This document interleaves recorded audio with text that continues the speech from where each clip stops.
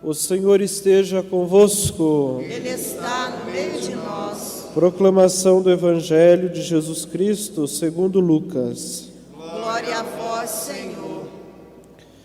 Naquele tempo, um fariseu convidou Jesus para uma refeição em sua casa. Jesus entrou na casa do fariseu e pôs-se à mesa. Certa mulher, conhecida na cidade como pecadora, soube que Jesus estava à mesa na casa do fariseu.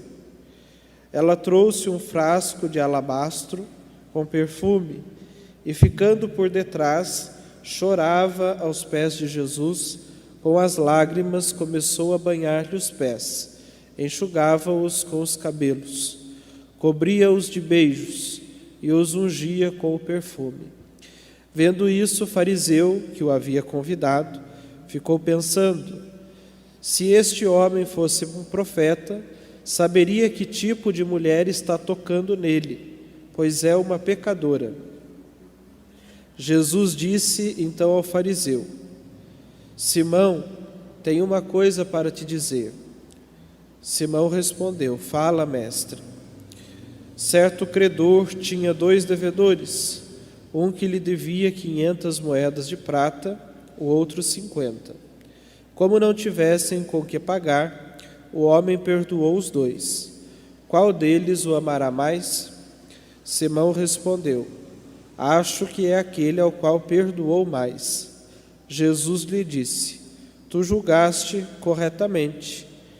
Então Jesus virou-se para a mulher e disse a Simão: estás vendo esta mulher? Quando entrei em tua casa, tu não me ofereceste água para lavar os pés. Ela, porém, banhou meus pés com lágrimas e enxugou-os com os cabelos. Tu não me deste o beijo de saudação. Ela, porém, desde que entrei, não parou de beijar meus pés. Tu não derramaste óleo na minha cabeça. Ela, porém, ungiu meus pés com perfume.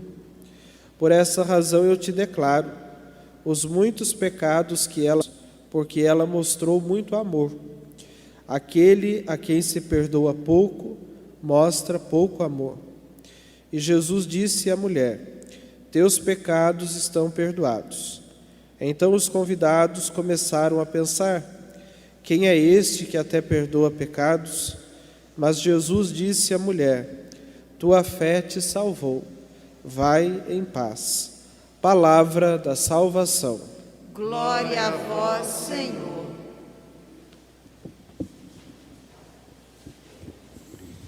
Irmãos e irmãs, vamos voltar um pouquinho para a primeira leitura. Carta de São Paulo aos Coríntios, com esse que é praticamente o primeiro testemunho escrito do anúncio cristão. Essa carta, pelos estudos bíblicos que nós conhecemos hoje, ela foi escrita antes dos evangelhos. Então, ela transmite um anúncio, e não transmite o anúncio como uma novidade absoluta, mas como já uma tradição.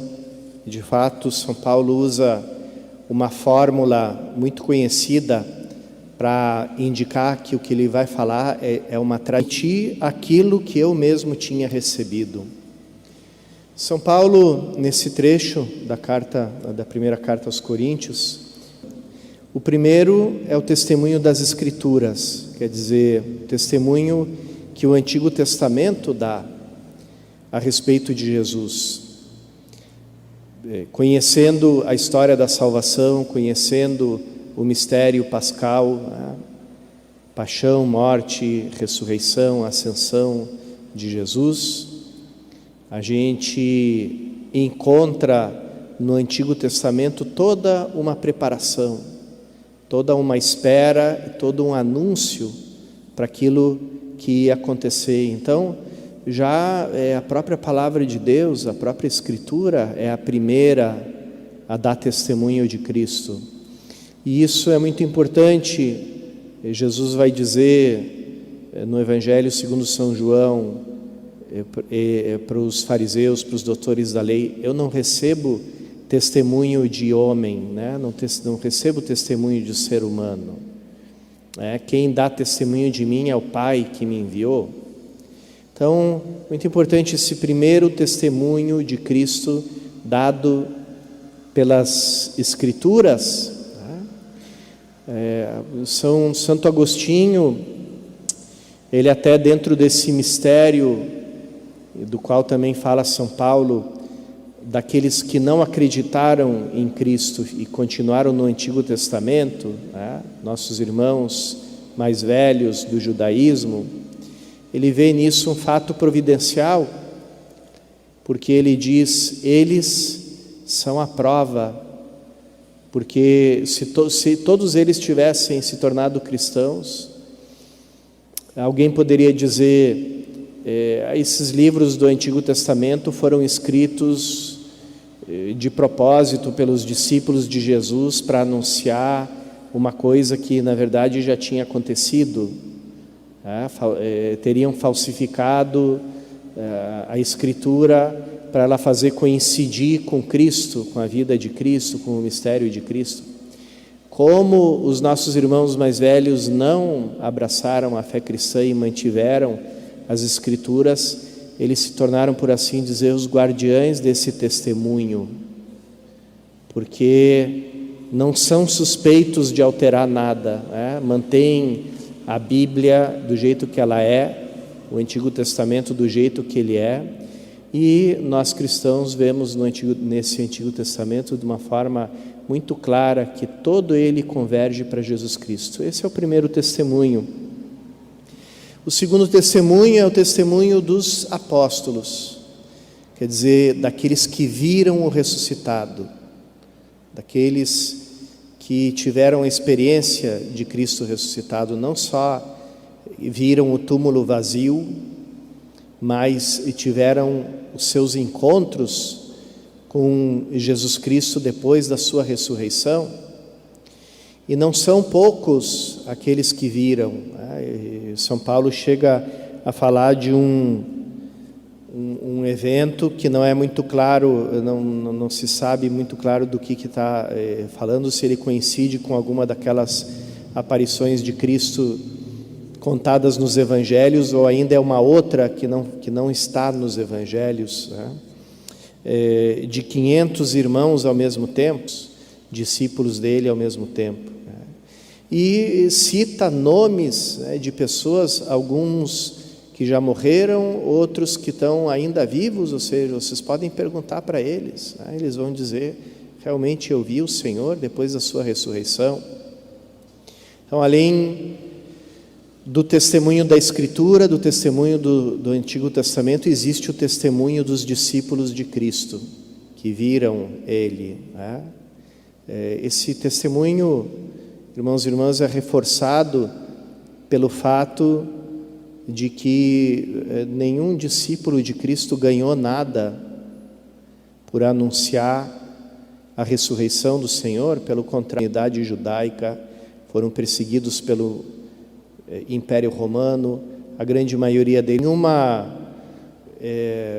Nenhum falso testemunho resiste ao cúmulo de dificuldades, de sofrimentos, de torturas. Irmãos e irmãs, é o testemunho da graça, o trabalho da graça.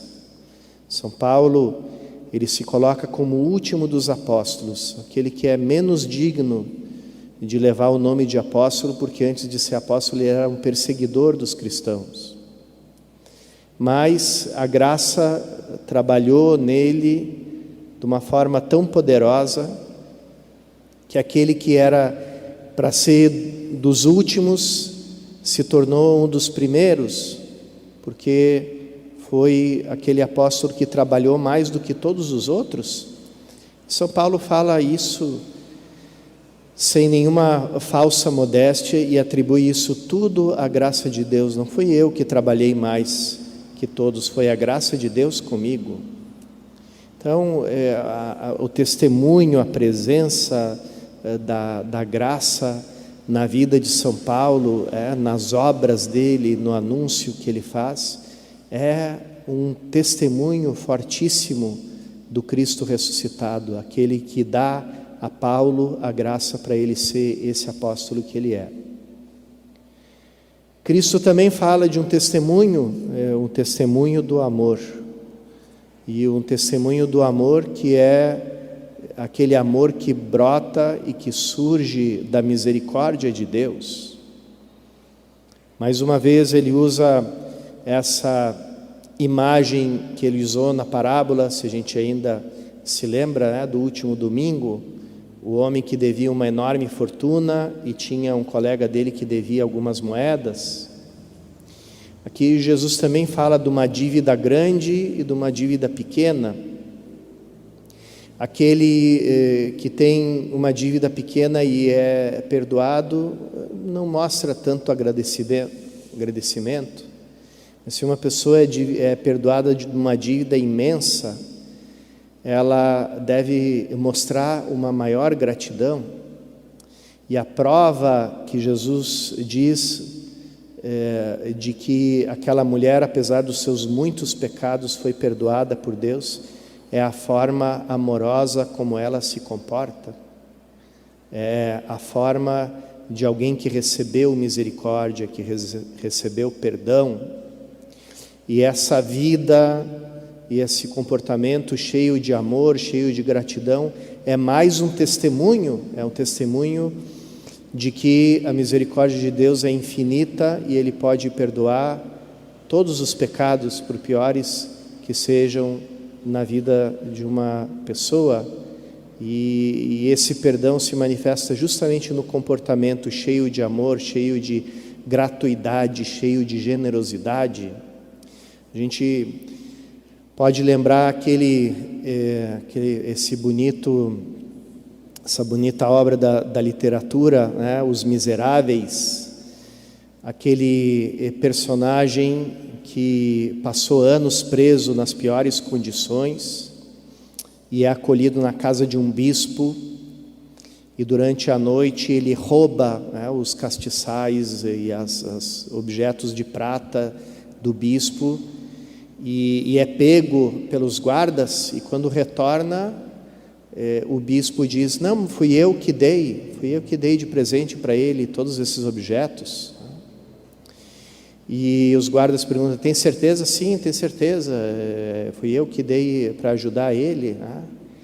E depois que os guardas vão embora, o bispo diz para ele: a partir de hoje você é meu, e eu te condeno a fazer o bem pelo resto da tua vida. E todo o resto da história dos miseráveis é esse homem que, apesar de tantas dificuldades, sempre opta por fazer o bem, porque ele é um homem perdoado, porque ele é um homem salvo, era um homem que estava morto e foi salvo. E é assim, irmãos e irmãs, que cada um de nós tem que se comportar na sua vida e manifestar na sua vida. Se a gente não mostra amor na nossa vida, é porque a gente não experimentou o perdão e não acolheu o perdão e não acolheu a salvação. Quando a gente acolhe a salvação, automaticamente o bem, a caridade, o amor brotam dos nossos gestos, das nossas palavras, de todo o nosso comportamento. Peçamos a Jesus nessa Eucaristia para descobrir cada vez mais o tesouro do amor, da misericórdia dele, para que a gente possa ser testemunhas da sua ressurreição pelas nossas boas obras.